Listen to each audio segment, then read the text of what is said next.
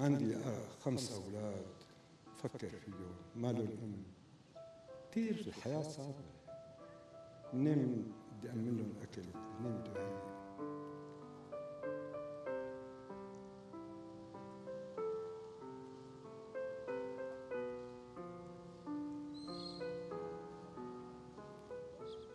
عمو كلنا جار علينا الزمن، انت بشو جار عليك؟ كتير شغلات جار علينا. وفاة والدي والدتي، وفاة أخي الشيخ، وفاة زوجتي، الأزمة اللي مرينا فيها، يعني هذا كله ما بينتسى. كيف توفوا؟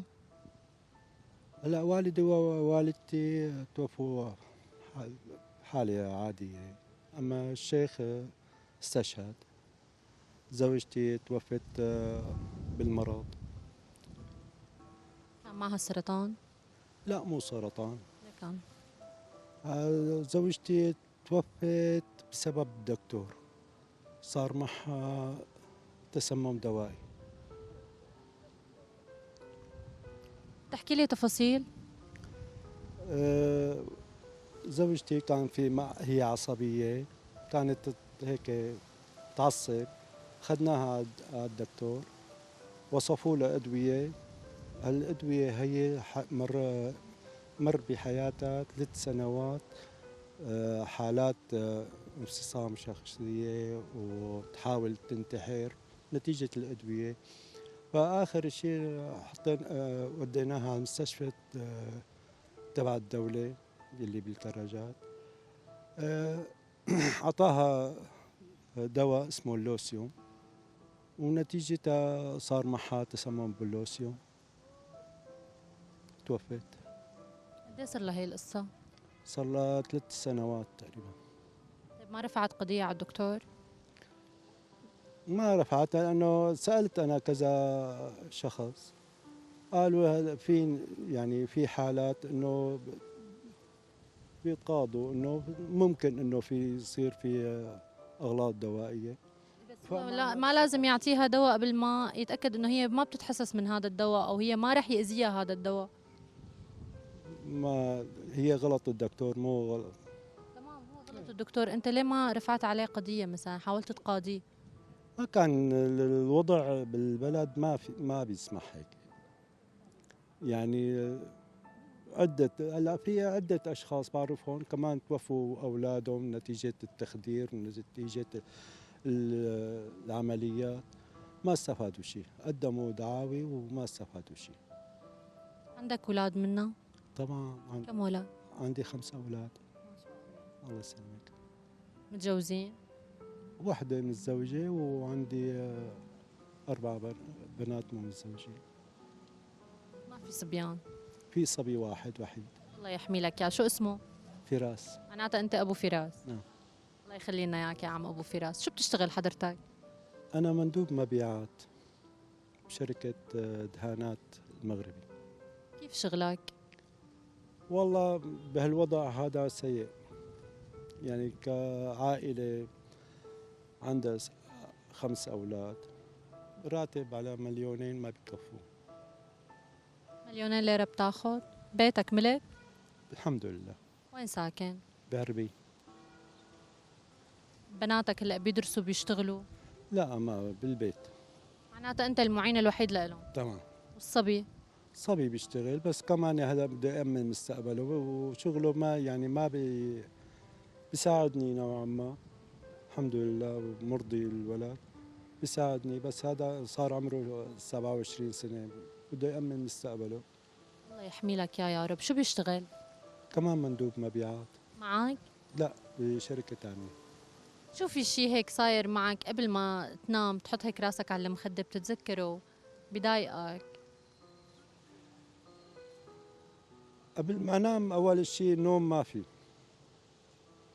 الحياة صعبة. عندي 5 أولاد، فكر فيهم ما لهم أم. كثير الحياة صعبة. منين بدي أمن لهم أكل؟ منين بدي أهيئ؟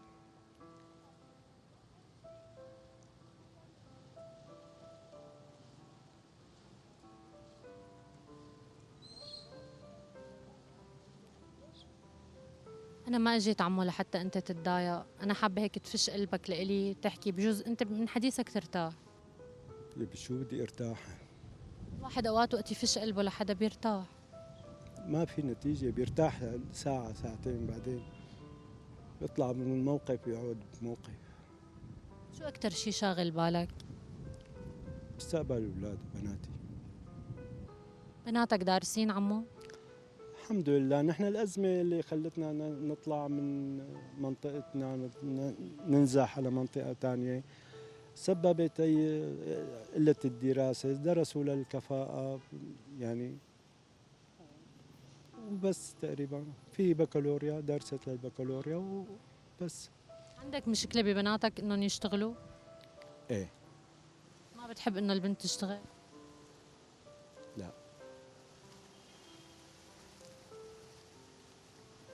هذا الوقت وقت انه تشتغل البنت تنتزع.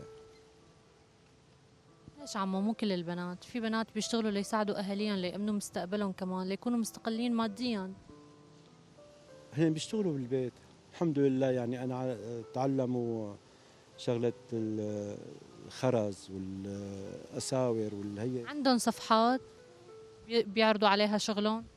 لا، طب ليش ما جربوا يعملوا صفحات يعرضوا عليها شغلهم؟ يمكن يجيهم مردود أكبر لهذا الشيء وهن قاعدين ببيوتهم. بيشتغلوا بس بشغل بطيء، يعني ما هداك